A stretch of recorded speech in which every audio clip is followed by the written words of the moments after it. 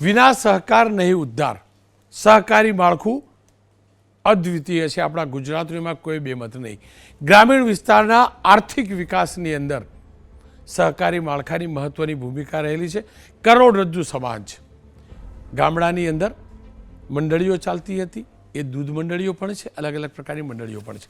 પણ આ જ મંડળીઓમાંથી હવે કેટલાક લોકોને નેતાગીરીના અભરખા જાગે છે. મંડળીઓના ખભે બેસી, સભાસદોના ખભે બેસી ગાંધીનગર સુધી પહોંચવાના અનેક લોકોના અભરખા છે. સાચી ખોટી મંડળીઓ ખુલી જાય છે એ પણ હકીકત છે. અનેક વાંધા આવે છે એ પણ હકીકત છે. બિલાડીની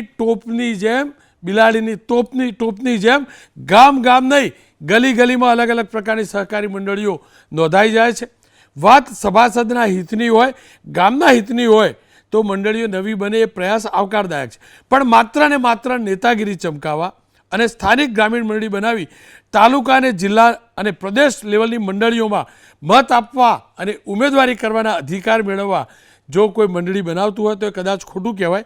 અને કદાચ એક કારણ એ પણ છે કે દરેક ગામમાં કમસે કમ એક મંડળી તો હોવી જ જોઈએ સહકારી. એ નેમ છે દેશની સરકારનો અને રાજ્યની સરકારનો. પણ એક કરતાં વધુ મંડળી જો હોય અને એ પણ ખરાબ આશયથી બનેલી મંડળીઓ હોય તો એ ખોટું કહેવાય એવું સરકાર માને છે ને હોય પણ ખરું. પણ હવે એક નવો વિવાદ થયો છે અને ખુદ શાસક પક્ષના નેતા અને પૂર્વ મંત્રી, બીજેપીની સરકારમાં પૂર્વ મંત્રી રહેલા રણછોડભાઈ દેસાઈએ એક પત્ર લખ્યો છે. અને પત્ર આપ જોઈ શકો છો, મુખ્યમંત્રી પત્ર લખ્યો છે. અને આ પત્રની અંદર તેમને ગર્ભિત ઇશારો અને ચિંતા વ્યક્ત કરી છે કે સરકાર એક ગામમાં એક જ મંડળીનો નિયમ બનાવવા હિલચાલ કરી રહી છે. અને જો એવું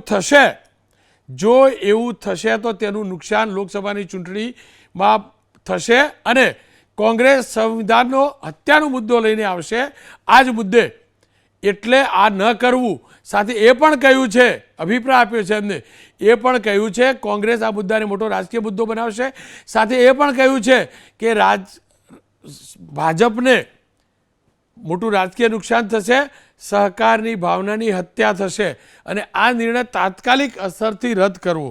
જો કે આવો નિર્ણય વિધિવત રીતે ક્યાંય જાહેર હજી સુધી ધ્યાનમાં નથી આવ્યો. હા, સહકાર મંત્રી જગદીશભાઈ વિશ્વકર્માએ કંઈક આ પ્રકારે કહ્યું હતું, એ જોઈ લઈએ. ઘણી બધી જગ્યાએ વર્ષોથી ઇલેક્શનને લઈને ઘણા બધા મિત્રો ક્યાંક ને ક્યાંક મંડળી રજીસ્ટર કરતા હોય છે.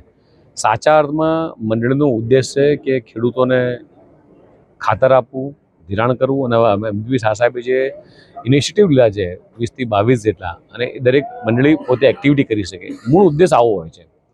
પણ ઘણા બધા મિત્રો એક ગામમાં એક મંડળી હોય છતાં બીજી મંડળી કરે અને માત્ર ઇલેક્શનના વોટિંગ માટે ક્યાં કરતી હોય છે.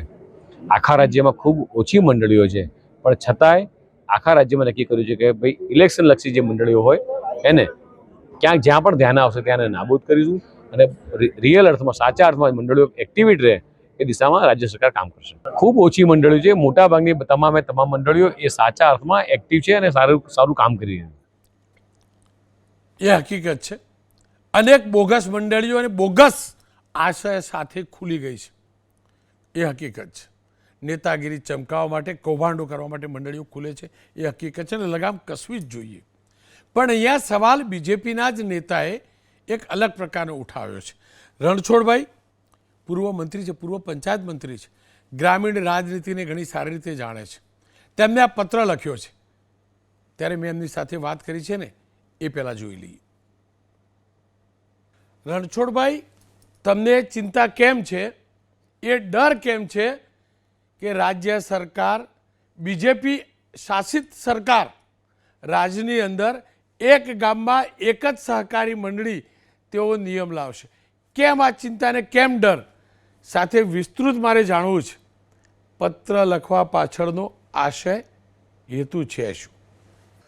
હા રોનકભાઈ, વિશેષ સહકારનો આમ તો મારે સહકાર હાથે બહુ લેવા દેવા નથી, પણ વિષય એવો છે કે હમણાં માન્ય સહકાર મંત્રી શ્રી પાટણ આવ્યા હતા અને એ વખતે એમને સહકાર સંમેલનની અંદર કહ્યું કે હવે આવતા દિવસોની અંદર સરકાર એ દિશામાં જઈ રહી છે કે દરેક ગામની અંદર એક જ મંડળી અસ્તિત્વમાં રહેશે, જેના કારણે કાર્યક્રમ પત્યા પછી પણ ઘણા લોકોમાં એનો ચર્ચાનો વિષય બન્યો હતો. ઘણા બધા આગેવાનો પણ મને મળવા આવ્યા હતા અને એમને મારી સાથે ખૂબ વિગતથી ચર્ચા કરી. મને કે સાહેબ આવ થવાથી ઘણું બધું નુકસાન થશે, કારણ કે એક મંડળી બને એટલે એ સ્વાભાવિક છે કે એની મોનોપોલી થઈ જાય. દરેક ગામની અંદર એક ગામ આખું દરેક સમાજના લોકો સાથે હોતા નથી. ક્યાંક ગ્રામ પંચાયતની ચૂંટણી હોય, ક્યાંક સામાજિક હોય, અને એના કારણે 50% જેવા ગામો એ મંડળી સાથે જોડાય નહીં, અને એવા સંબંધો હોય છે, એમના એવા કારણો હોય છે, અને એના કારણથી ગામની પ્રજાને જે સહકારનો લાભ મળવો જોઈએ, સરકારની યોજનાનો લાભ મળવો જોઈએ, એ લાભ એમને મળી શકે નહીં. આવી રજૂઆત એ લોકોની મારી સાથે હતી, મારી પાસે હતી. એટલે મને પણ થોડું લાગ્યું કે ભાઈ આવું થવાથી ક્યાંક ને ક્યાંક ઘણા લોકો જો લાભથી વંચિત, સરકારી લાભથી વંચિત થતા હોય તો સરકારનું ધ્યાન દોરવું જોઈએ. એટલે મેં માન્ય મુખ્યમંત્રીશ્રી અને સહકાર મંત્રીશ્રીને પત્ર લખ્યો કે ભાઈ આવું કરવાથી આવતા દિવસોની અંદર ખૂબ મોટું નુકસાન થશે ગામોમાં. ઘણા બધા લોકો પણ સરકારની યોજનાઓથી વંચિત રહેશે, કારણ કે આખું ગામ સમરસ ભાગ્ય જ હોય. કોઈક એવું ગામ હશે, ક્યાંક હું એવું માનું છું કે 100 ગામોની સંખ્યાની અંદર એકાદ બે ગામ એવા હશે કે જે એક મંડળીથી ચાલતા હશે. બાકી ગુજરાતની અંદર દરેક ગામની અંદર 2-2, 3-3 મંડળીઓ અત્યારે હાલ કાર્યરત છે. રણછોડભાઈ, તમે પત્રમાં એમ પણ લખ્યું છે કે ચોક્કસ લોકો મંડળીઓનો કબજો લઈ લેશે. કોના ઉપર તમારો ઇશારો છે? કોણ છે એ લોકો જે તમને ચિંતા કે ડર છે કે મંડળીઓ ઉપર એમનો કબજો સ્થાપિત થઈ જશે, અને કેમ? નહીં, આમાં જે જાગૃત હોય, તમે સમજો, અને જે સક્રિય હોય એવા લોકો આનો લાભ લેતા હોય છે. અને એ લોકો જ્યારે મંડળીના પ્રમુખ થઈ જાય એટલે સ્વાભાવિક છે કે એમની મોનોપોલી થઈ જતી હોય, અને પછી ઘણા સમાજના લોકો એમના સુધી પહોંચી પણ ના શકતા હોય. એટલે એ પણ ભયસ્થાન છે. રણછોડભાઈ, તમે પત્રમાં એક ભયસ્થાન બતાવ્યું છે કે કોંગ્રેસ આ મુદ્દો ઉઠાવશે. સાથે એ પણ તમે કહ્યું છે પત્રમાં કે કોંગ્રેસ ઓબીસીને ભડકાવાનું કામ કરશે અને આ ચૂંટણીનો મુદ્દો બનશે. મારે આ જ સમજવું છે, તમને ચિંતા ચૂંટણીની છે, કોંગ્રેસ મુદ્દો લઈ જશે એની છે? આપણે બધા જાણીએ છીએ, ગઈ લોકસભાની ચૂંટણીમાં રાહુલજી સંવિધાનનો વિષય લઈને નીકળ્યા હતા, આપને ધ્યાન હશે, અને સંવિધાન ખતરામાં છે, સંવિધાન બદલી નાખશે. આ મુદ્દાની સામે ભારતીય જનતા પાર્ટીના વરિષ્ઠ વડાપ્રધાન આપણે માન્ય નરેન્દ્રભાઈથી માંડીને બધા જ લોકો જાહેર સભામાં પણ કહેતા હતા કે ભાઈ આ શક્ય નથી. છતાં પણ ક્યાંક ને ક્યાંક સમાજની વચ્ચે આ મુદ્દો પકડાયો હતો, અને સમાજના નબળા અને પછાત વર્ગના લોકોને ક્યાંક ને ક્યાંક કોઈ વિપક્ષના ઉશ્કેરવાના પ્રયત્નો થાય તો આવતા દિવસે પોલિટિકલી પણ ક્યાંક ને ક્યાંક નુકસાન થવાના ભયસ્થાનો અચૂક છે જ. એમાં કોઈ મિનિમેક નથી પહેલાં. નહીં, તમારા પત્ર પરથી તો એમ જ લાગે છે કે તમને ચિંતા સહકારી ક્ષેત્રનું શું થશે એની નથી, વધુ ચિંતા એ છે કે બીજેપીને પોલિટિકલ નુકસાન થશે. સહકારી ક્ષેત્રનું વિચારવાનું કે બીજેપીના ફાયદા નુકસાનનું વિચારવાનું? મને પ્રજા અને પોલિટિકલ બેની જરૂરિયાત છે. પ્રજાના હિત માટે, પ્રજાને નુકસાન ના થાય એ પણ, અને સાથે સાથે ભારતીય જનતા પાર્ટીને નુકસાન ના થાય એ પણ જોવાની એક ભારતીય જનતા પાર્ટીના કાર્યકર્તા તરીકે મારી જવાબદારી છે. ભાઈ જુઓ, પણ સહકાર મંત્રી કંઈક વિચારતા હશે તો કોઈ કારણ તો હશે ને. શું વિચારી રહ્યા છે તે પાછળનું કારણ શું હોઈ શકે? સહકાર મંત્રાલય, જો આપ કહી રહ્યા છો, તમે ચિંતા વ્યક્ત કરી રહ્યા છો, એ પ્રકારે એક ગામમાં એક મંડળી એવો નિયમ બનાવવા જતી હોય સરકાર, તો સહકાર મંત્રાલયનું મન તો તમે જાણ્યું હશે ને, કારણ તો જાણ્યું હશે ને. હવે આમાં એવું છે રોનકભાઈ, આ વિષય સહકારનો મારો છે નહીં. મને તો પ્રજાની વચ્ચેથી જે આઉટપુટ મળ્યું હોય, પ્રજાની લાગણીઓ, જે માગણીઓ હોય, એમની જે ચિંતા હોય, એ ચિંતા સરકાર સુધી પહોંચાડવાની મારી જવાબદારી ખરી કે નહીં પેલા? ના, આપની વાત ખરી, પણ સરકાર બીજેપીની છે, તમે બીજેપીના છો, તમે બીજેપીની સરકારમાં મંત્રી રહી ચૂક્યા છો, અને હવે હાલના સહકાર મંત્રી આપ કહી રહ્યા છો એ પ્રકારે જો કંઈક વિચારતા હશે તો એ પાછળ કંઈક કારણ તો હશે ને, કંઈ નક્કર કારણ હશે, કંઈક ગડબડી થતી હશે, એમના ધ્યાનમાં આવી હશે, તો જ આ પ્રકારની વિચારણા ચાલતી હશે ને. હવે એ વિષય મારો સહકારનો છે નહીં રોનકભાઈ, તમે સમજો. સહકાર ક્ષેત્ર સાથે હું જોડાયેલો છું નહીં, એટલે સરકાર વિચારશે, સહકાર મંત્રીશ્રી પણ વિચારશે એમાં કે ભાઈ આ રણછોડભાઈનો પ્રશ્ન આવ્યો છે, રણછોડભાઈએ રજૂઆત કરી છે, બીજા કોઈએ રજૂઆત કરી છે, તો એની પુખ્ત ચર્ચા કરશે અને ચર્ચાના અંતે એમાં ક્યાંક ને ક્યાંક નાની મોટી ક્યાંક ત્રુટીઓ છે એને શોધી અને એને પૂરવાના પ્રયત્નો કરી અને યોગ્ય નિર્ણય કરશી. રણછોડભાઈ, રાજ્યમાં મોટા ભાગની સહકારી મંડળીઓ બીજેપીના નેતાઓના કબજામાં છે. બીજેપીના નેતાઓ શાસન કરે છે. તો પછી કોઈ પણ પ્રકારની ગડબડી કે તમે પત્રમાં લખ્યું છે એવું ખોટું કરે તો એ બીજેપીના જ નેતાને કાર્યકર્તાઓ કરવાના હશે ને. તમારા જ પક્ષના નેતાને કાર્યકર્તાઓ ખોટું કરશે તેવી તમને ચિંતા છે? એની મારી વાત સાંભળો ભૈયા, અત્યારે તો કોંગ્રેસ ક્યાં છે જ નહીં, તારે બધી ભાજપની જ છે. પણ ગામની અંદર શું છે કે ગામની અંદર ક્યાંક ને ક્યાંક કોઈ અલગ સમાજવાદ કે આ વાતના કારણે બધા લોકોને લાભ મળે છે, લાભ ના મળે એટલા માટેનો એક પ્રશ્ન તો છે જ. મુદ્દાને સમજવો જરૂરી છે કારણ કે અહીંયા ગ્રામીણ વિસ્તારની સહકારી મંડળીઓની વાત છે. દર્શનભાઈ નાયક કોંગ્રેસના નેતા છે, હિતેન્દ્રભાઈ પટેલ પ્રવક્તા છે બીજેપીના. દર્શનભાઈ, મારે જાણવું ને સમજવું છે, શું ખરેખર આવી કોઈ હિલચાલ તમારા ધ્યાનમાં આવી છે કે એક ગામમાં એક જ મંડળી હશે, બીજી બહુ બધી મંડળીઓ બની હોય તો એને બંધ કરી દેવી? હા, અમુક ભૂતિયા મંડળીઓ ચાલે છે, કાર્યવાહી સરકાર કરી રહી છે, હકીકત છે. પણ એક ગામમાં એક જ મંડળી, બાકી કોઈ મંડળી ના હોવી જોઈએ એવું કે ચાલે છે એવું ધ્યાનમાં આવ્યું છે ખરું? અને બીજેપીના નેતા આવો પત્ર લખે છે, તમારા હિસાબથી કારણ શું હોય છે?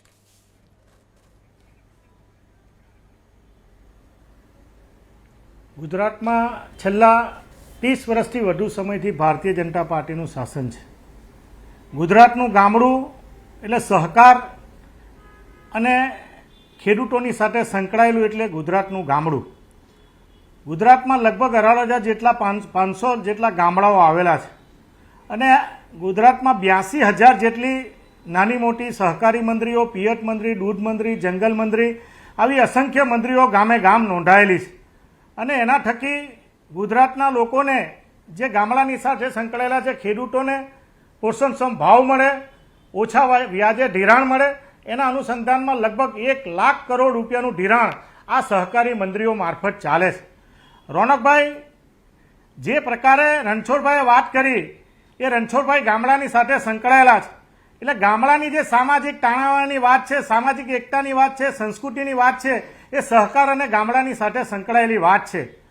પરંતુ આ ભારતીય જનતા પાર્ટીની જે વાત છે એ મૂડીવાદીઓ વિચારધારા કોર્પોરેટ કલ્ચરમાં આવનારા દિવસોમાં કેવી રીતે પદ પ્રતિષ્ઠા અને મેન્ડેટવાળા પ્રમુખો કેવી રીતે બને એ દિશામાં હાલની પરિસ્થિતિના અનુસંધાનમાં કામગીરી કરે એ પ્રકારનું સ્પષ્ટ દેખાઈ આવે છે.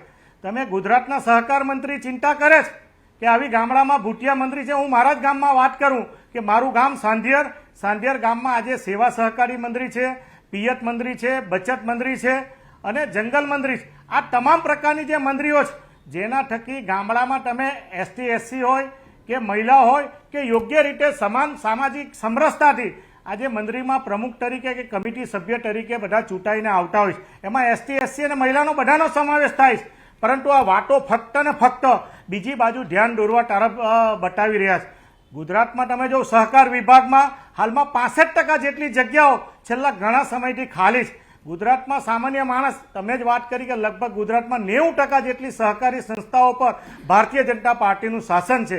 આજે કોંગ્રેસનો આગેવાન તરીકે કોઈ સહકારી મંત્રી ધરાવતો હોય તો એને કેવી રીતે હેરાન કરવો? 74C, 76B, 81, 93 આવી કલમોનો ઉપયોગ કરીને એની ઉપર કેસો કરવામાં આવે છે, એની પર વહીવટદારો આવી કમિટીમાં મૂકી દેવામાં આવે. જે વાત છે તમે જો દક્ષિણ ગુજરાતમાં જે પ્રકારે સમગ્ર ગુજરાતમાં તમે જો કે જે આપણા વડીલોએ સાહુકારના ચુંગલમાંથી બચવા માટે શોષણની થાય ખેડૂતોને, એના અનુસંધાનમાં આવી સહકારી મંડળીઓની રચના કરી હતી. આજે ગુજરાતમાં તમે જો કે ખેડૂતોની ફળદ્રુપ જમીનમાંથી તમે જો બુલેટ ટ્રેન હોય, એક્સપ્રેસ હાઈવે હોય, આ પાવર લાઈન હોય, ગ્રીડની લાઈન હોય, આવી અસંખ્ય ફળદ્રુપ જમીનોમાંથી પસાર થાય છે. એટલે તમે કલ્પના કરો કે સમગ્ર ગુજરાતમાં જે મંડળીઓ આવેલી છે, મોટા મોટા ડુંગરોના સંઘો આવેલા છે, સુગર ફેક્ટરીઓ આવેલી છે, એના માટે કાચો માલની જે પરિસ્થિતિ છે આજે વિકટ બની છે અને એના કારણે આ મંડળીઓ આજે મોટા પ્રમાણમાં નુકસાન વેઠી રહી છે.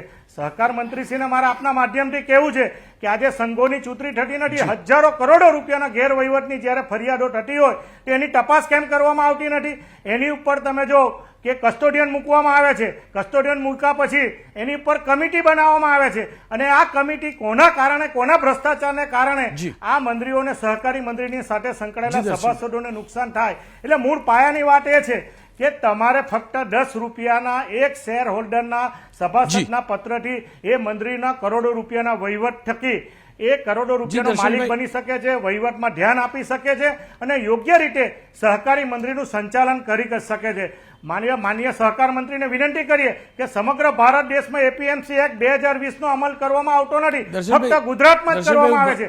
આના કારણે ડાંગર કે અનાજના ખેડૂતોને મોટા પ્રમાણમાં જી, નુકસાન દર્શનભાઈ, થાય છે. મુદ્દો એટલે મૂકી આપના રહ્યો છું. માધ્યમથી જી. વિનંતી કરવા માંગીએ છીએ જી. કે મૂંડીવાદી કોર્પોરેટર કલ્ચરને આ સહકારી સંસ્થામાંથી મુક્ત કરવા માટે હિતેન્દ્રભાઈને આપના પૂછો. માધ્યમથી ખેડૂતના જી, જી. હિતના સહકારી મૂલ્યોને જાળવવા માટે આવનારા હિતેન્દ્રભાઈને દિવસોમાં પૂછો. પગલાં લે જી, એવી આપની વિનંતી છે. જી, હિતેન્દ્રભાઈ, મારે સમજવું હતું, સરકાર બીજેપીની, મોટાભાગની મંડળીઓ બીજેપીની, મોટાભાગની, આ તો 90% બોલ્યા, 95%, 90% ખોટી બોલ્યા. હજી એ પેલા દહીં દૂધવાળા છે એટલે એમને એમ કે એમના બાકી તમારા જ છે. 95% મંડળીઓ તમારી, અને હજુ પણ બોગસ મંડળીઓ ચાલતી હોય, ચૂંટણીલક્ષી મંડળીઓ ચાલતી, એવું તો સહકાર મંત્રીએ કહ્યું. પણ બીજેપીના લીડર એમ કહે છે કે એક ગામમાં એક જ મંડળી લાવવાનો પ્રયાસ થઈ રહ્યો છે. ખરેખર હકીકત છે શું?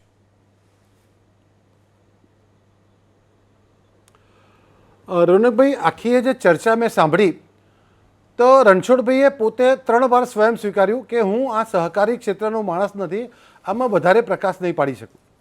બીજું, એ કાર્યક્રમમાં તેઓ ઉપસ્થિત પણ નહોતા, પણ ગામડાના જે રૂખ છે, પંચાયત મંત્રી તરીકેનો એમનો જે લોકો સાથેનો ગરોબો છે એને આધારે એમની પાસે જે રજૂઆત આવી હતી એમણે રજૂ કરી હતી. બીજું, દર્શનભાઈએ જે વાત કરી, એમના મનમાં સહકારી સંસ્થાઓનો ગેરવહીવટને કારણે એમની પાસેથી જે સંસ્થાઓ સરકી જઈ એની વેદના એમની વાતમાંથી વ્યક્ત થતી હતી. એમને યાદ કરવું છે કે ગુજરાતના 1960ની સ્થાપના પછી છેક 2000 સુધી આ સંસ્થાઓ કોની પાસે હતી, દેશમાં કોની પાસે છે? આ દેશના ખેડૂતોનું સૌથી વધારે નુકસાન શરદ પવારે મંડળીએ કર્યું, આ બધું કોના નેતાઓ હતા? તો આજે તાપનો જે પ્રશ્ન છે ચિંતાવાળો લાગે છે મને. એટલે એ વાત ઉપર જે વધારે પ્રકાશ પાડું તો માન્ય જગદીશભાઈએ જે વાત કરી છે આપણે અહીંયા પ્રદર્શિત કરી છે, અહીંયા લેખિત સ્વરૂપમાં પણ મને મળી છે અને વેરી ક્લિયર કીધું છે. એણે જે 1.5 મિનિટની વાત કરી એ પહેલાં આખું ભાષણ હતું કે દેશમાં માન્ય મોદી સાહેબે સમાજ નવરત્નના માધ્યમ તરીકે સરકારની સાથે સહકારને જોડવાનું કર્યું છે. ગુજરાતનું સહકારી માળખું આપે કીધું એ પ્રમાણે સમૃદ્ધ રહ્યું છે અને જનસામાન્યના વિકાસમાં એનું મુખ્ય યોગદાન છે. ખાસ કરીને દૂધ મંડળીઓએ અને સેવા મંડળીઓએ, હાઉસિંગ મંડળીઓએ એમાં લીડ લીધી છે. અહીંયા જગદીશભાઈની વાત એ હતી કે કેટલીક જગ્યાએ, અને બહુ વેરી ક્લિયર કીધું છે કે બધી જ મંડળીઓ મોટાભાગની સારું કામ કરે છે, પણ કેટલીક મંડળીઓ આ કેટલાક આગેવાનો રાજકીય પદ પ્રતિષ્ઠા માટે થેલી મંડળી ઊભી કરે છે, એ બહુ ઓછા પ્રમાણમાં છે. પણ આપણે નક્કી કર્યું છે કે આવા લોકોને દૂર કરી દેવા છે અને કામ કરતી મંડળી છે એને પ્રોત્સાહન આપવું છે. એટલે બહુ ક્લિયર કરી દીધું છે કે સરકારનો આવો કોઈ ઠરાવ, આવો કોઈ એજન્ડા કે આવો કોઈ નિયમ બનાવેલો નથી, પણ સહકારી પ્રવૃત્તિને વેગ આપવા માટે, એમાં બિનતંદુરસ્ત સ્પર્ધા ના થાય એટલા માટે આ પગલું ભર્યું છે. કયું પગલું? કયું પગલું? સહકાર મંત્રી તરીકે જગદીશભાઈને અભિનંદન એટલા માટે આપવા પડે. કયું પગલું? એક ગામ એક મંડળી વાળું? એ હું જ વાત કરું, હું એના શ્રેણીબદ્ધ પગલાંની વાત કરું કે જગદીશભાઈને અભિનંદન એટલા માટે આપવા પડે કે એ સહકાર મંત્રી મેં પહેલાં જોયા છે જે જિલ્લે જિલ્લે, તાલુકે ફરી અને સહકારી મંડળીના નિયામકો સાથે વાત કરે છે. એ વાત શું કરે છે? જે પગલાંની તમે વાત કરી, હું એ પગલાંની વાત કરું છું કે દેશમાં આદરણીય નરેન્દ્રભાઈ મોદી સાહેબે સૌથી પહેલું સહકાર મંત્રાલય અલગ બનાવ્યું.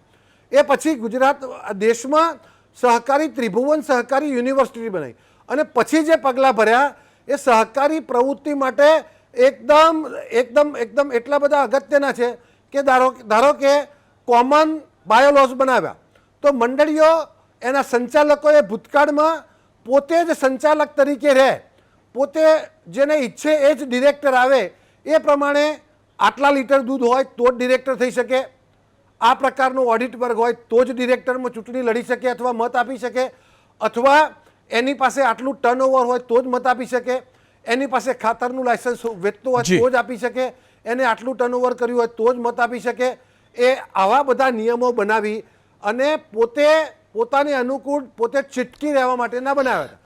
મને અમિતભાઈ શાહ સાહેબે આખા દેશમાં પ્રાથમિક સહકારીઓ મંડળીઓ માટે કોમન એક્ટ બનાવી દીધો બાયોલોસ, અને એ જ પ્રમાણે દૂધો માટે પણ બેંકો માટે પણ હિતેન્દ્રભાઈ, કોમન એક્ટ હિતેન્દ્રભાઈ સાંભળો ને. પ્રક્રિયા ચાલુ છે. હિતેન્દ્રભાઈ મારો સાંભળો. કહેવાનો મતલબ છે કે આ ક્રાંતિકારી પગલું એટલા માટે છે. આ પગલાવાળી વાત કરી દઈએ. જો હું ફરીથી કહું છું, મારા ગુજરાતનું સહકારી ક્ષેત્ર પહેલાં પણ સુદૃઢ હતું ને આજે પણ છે ને રહેશે.